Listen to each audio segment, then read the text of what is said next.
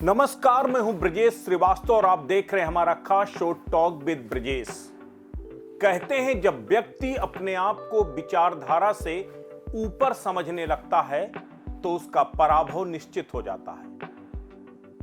इसकी सबसे बड़ी गवाह उमा भारती रही है। उमा भारती को कभी मध्य प्रदेश की सियासत में सिरमौर माना जाता था। कहते थे कि मध्य प्रदेश की सियासत उमा भारती के इर्द गिर्द घूमती थी, लेकिन उनका अहम इतना बड़ा हो गया कि आखिरकार उन्हें पार्टी से बाहर जाना पड़ा था। लेकिन उमा भारती को अपनी गलती का एहसास हुआ और पार्टी में वो एक बार फिर वापस लौटी। उसके बाद विधायक बनी, फिर सांसद बनी, फिर केंद्र में मंत्री बनी। उसके बाद अचानक उन्होंने मंत्री बनने से दूसरे कार्यकाल में इंकार कर दिया, स्वास्थ्य कारणों का हवाला देते हुए। यह भी कहा गया कि पर्दे के पीछे से शायद उमा भारती जैसे उन तमाम नेताओं को कह दिया गया कि अब आपको मंत्री नहीं बनाया जाएगा। वो तमाम पर्दे के पीछे की सियासत थी जो चलती चली आ रही थी। उमा भारती ने राजनीति से संन्यास लेने का ऐलान किया, लेकिन फिर अचानक एक यू टर्न लेती हैं। अभी कुछ दिन पहले ही उन्होंने कहा कि मैंने 3 सालों के लिए राजनीति से संन्यास लिया था, हमेशा के लिए नहीं लिया था। इसका मतलब सीधी सी बात कि उमा भारती में अभी भी जो राजनीतिक अभिलाषाएं हैं, राजनीतिक आकांक्षाएं हैं, वो हिलोरे मार रही हैं। इस बीच उमा भारती का एक ताजा तरीन बयान आया। उस बयान के मायने समझने की कोशिश करेंगे कि आखिर उस बयान के मायने क्या हैं। उमा भारती ने लोधी लोधा एक समारोह में जाते हुए मध्य प्रदेश में एक बड़ा बयान दिया। उन्होंने कहा कि चुनाव के समय मेरी तस्वीर दिखा करके लोधियों से बीजेपी वोट मांगती है, लेकिन आज से आप आजाद हैं। आप जिसको चाहें उसको वोट कीजिए, मेरे कहने पर आप बीजेपी को वोट मत कीजिए। अगर आपको लगता है कि आपको वोट करना हो कीजिए, लेकिन आज से मैं अपने बंधन से आपको आजाद करती हूं। मेरे आपके व्यक्तिगत रिश्ते तो बने रहेंगे, लेकिन मैं आपको पार्टी से आजाद करती हूं। पहले जरा सुनिए क्या कुछ कहा उमा भारती ने। इसने आपका अपमान रखा। मैं आऊंगी, मैं अपनी पार्टी के मंच पे आऊंगी, मैं लोगों का वोट मांगूंगी। मैं वोट में कभी नहीं कहती हूँ कि लोधियो तुम भाजपा को वोट करो, नहीं, मैं तो सबको कहती हूँ, मैं सबको कहती हूँ कि आप भाजपा को वोट करो, क्योंकि मैं तो अपनी पार्टी की निष्ठावान सिपाही हूँ। लेकिन मैं आपसे थोड़ी अपेक्षा करूंगी कि आप पार्टी के निष्ठावान सिपाही होंगे। नहीं, आपको अपने आसपास के हित देखना है, क्योंकि आप पार्टी के कार्यकर्ता अगर नहीं है और अगर आप पार्टी के वोटर नहीं है, तो आपको सारी चीजों को देख करके ही अपने बारे में फैसला करना है। और इसलिए मैं ये मान के चलिए कि प्यार के बंधन में हम बंधे हुए हैं, लेकिन राजनीति के बंधन से मेरी तरफ से तो आप पूरी तरह से आजाद हैं। मेरी सभाएं होंगी, मैं आऊंगी। इस पूरे बयान की अगर आप सियासी मायने खोजिए, क्या ये सीधे तौर पर उमा भारती ने ये पूरा जो बयान है इसको क्या बगावती बयान ना माना जाए? क्या इस बयान से ये अंदाजा नहीं लग रहा है कि मध्य प्रदेश बीजेपी में तलवारें खिंच चुकी हैं?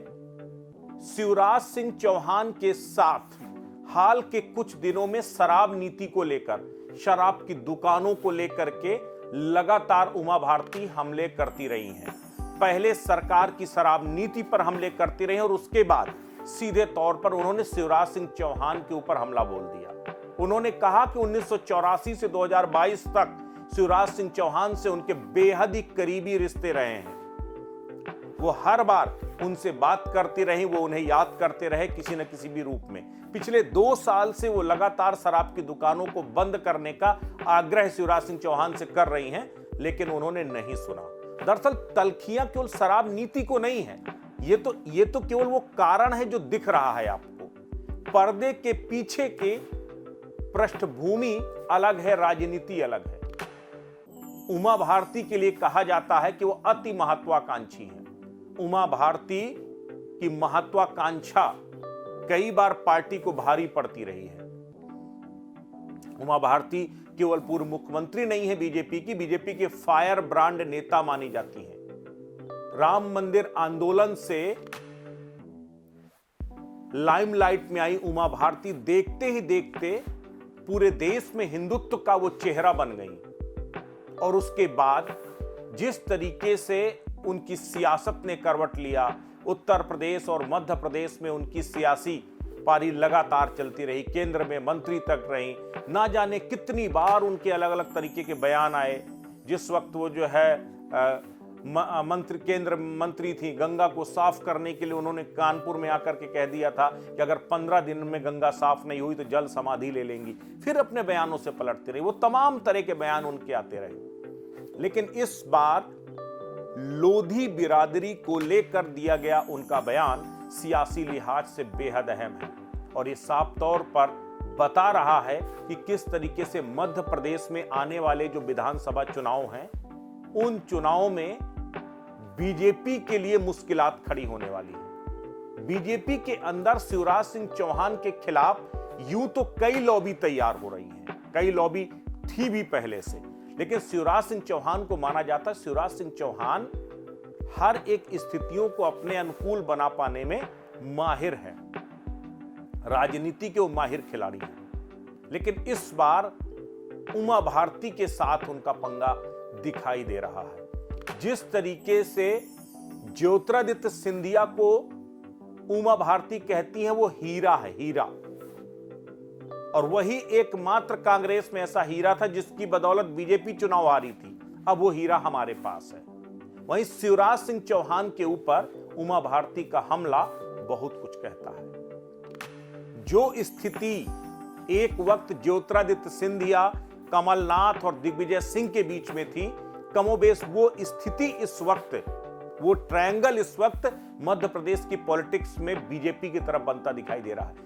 एक तरफ शिवराज सिंह चौहान है, दूसरी तरफ ज्योतिरादित्य सिंधिया है, और अब ज्योतिरादित्य सिंधिया के साथ उमा भारती खड़ी दिखाई दे रही है। तो क्या शिवराज सिंह चौहान के खिलाफ लामबंदी कर रही है उमा भारती? क्या उमा भारती की अब राजनीतिक अभिलाषा एक बार फिर मुख्यमंत्री बनने की हो रही है? क्योंकि वो लगातार हाल के दिनों में पिछले 6 महीने से उनके कई बयान सामने आए कि उन्होंने कभी नहीं कहा कि राजनीति से संन्यास ले रही हैं। उन्होंने कहा वो 3 साल के लिए राजनीति से संन्यास ले रहे हैं, उसके बाद राजनीति तो वो कभी छोड़ ही नहीं सकती, क्योंकि राजनीति उन्हें किसी राजनेता ने उन्हें राजनीतिक नहीं बनाया है, बल्कि जनता ने उन्हें राजनेता बनाया है। और वो जनता की राजनीति, जनता के हितों की आवाज हमेशा उठाती रहेंगी। लेकिन दरअसल ये जनता के हितों का दिया हुआ बयान नहीं है, क्योंकि उन्हें अच्छी तरह मालूम है कि अगर मध्य प्रदेश की सियासत में लोधी वोट बैंक की बात करें तो लगभग 25 से 30 सीटें ऐसी हैं, 40 सीटें ऐसी हैं मध्य प्रदेश में जहां पर लोधी बाहुल्य सीटें मानी जाती हैं, और उन सीटों पर उमा भारती का अच्छा खासा दखल है। तो क्या उमा भारती मध्य प्रदेश में बार्गेन कर रही हैं? क्या पार्टी को ब्लैकमेल करने की तैयारी है? और जिस तरीके से उमा भारती हाशिए पर चली गई हैं, उन्हें राजनीतिक हाशिए पर भेज दिया गया, क्या अब उमा भारती पार्टी को ब्लैकमेल कर रही हैं?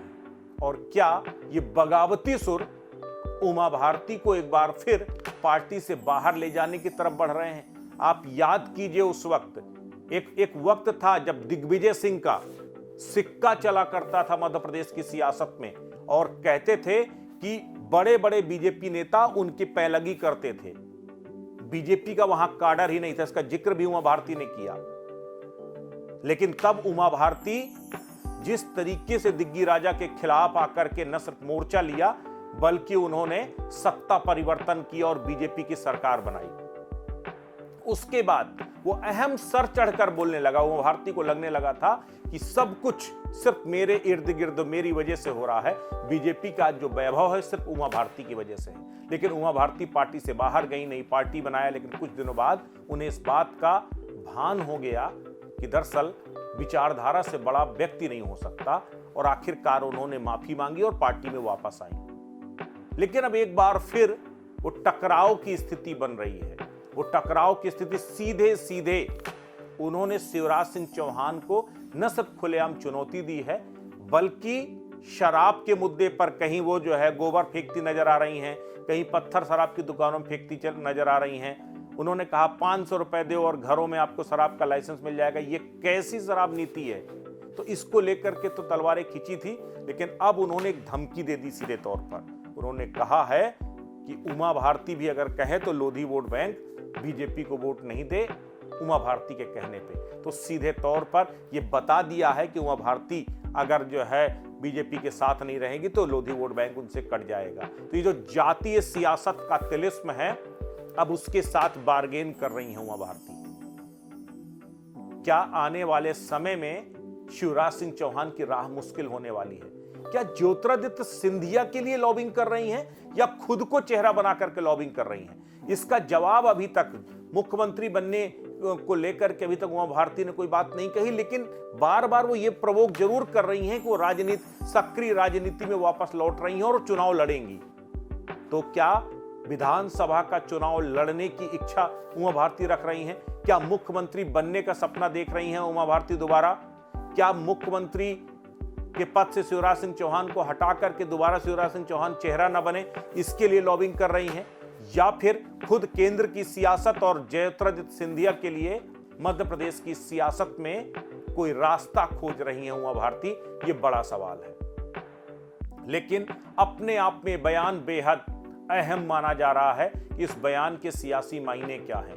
जातीय समीकरणों के लिहाज से यह बयान बेहद अहम है। लोधी वोट बैंक बीजेपी का सबसे, उत्तर प्रदेश हो, मध्य प्रदेश हो, राजस्थान हो, इन 3 राज्यों में खासकर 35 से 40 लोकसभा सीटें ऐसी हैं जहां पर जो है सीधे तौर पर लोधी वोट बैंक हार और जीत तय करता है।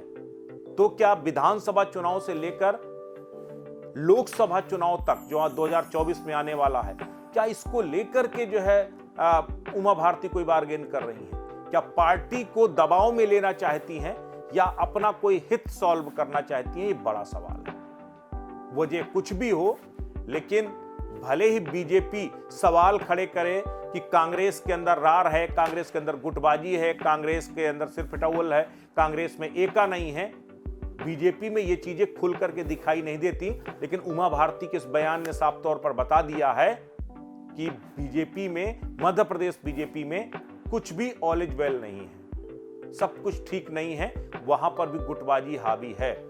एक तरफ शिवराज सिंह चौहान है, दूसरी तरफ ज्योतिरादित्य सिंधिया है, तीसरी तरफ अब उमा भारती गई है। इसके साथ ही कैलाश विजयवर्गीय, नरोत्तम मिश्रा, वो अलग अलग धड़े अलग हैं। तो कई धड़ों में बटी बीजेपी क्या आने वाले विधानसभा चुनाव में एक बार फिर से परचम लहरा पाएगी?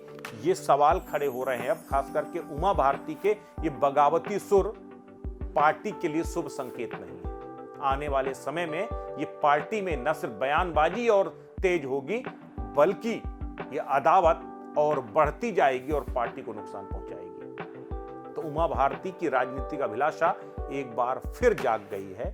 सीधे तौर पर अब वो राजनीति के मैदान में फिर से 2-2 हाथ करने के लिए तैयार दिखाई दे रही हैं और ये ताजा बयान इसी पृष्ठभूमि का एक हिस्सा है। तो आपको हमारा विश्लेषण कैसा लगा, कृपया कमेंट करके जरूर बताएं और हमारे पेज को लाइक और सब्सक्राइब जरूर करें। नमस्कार।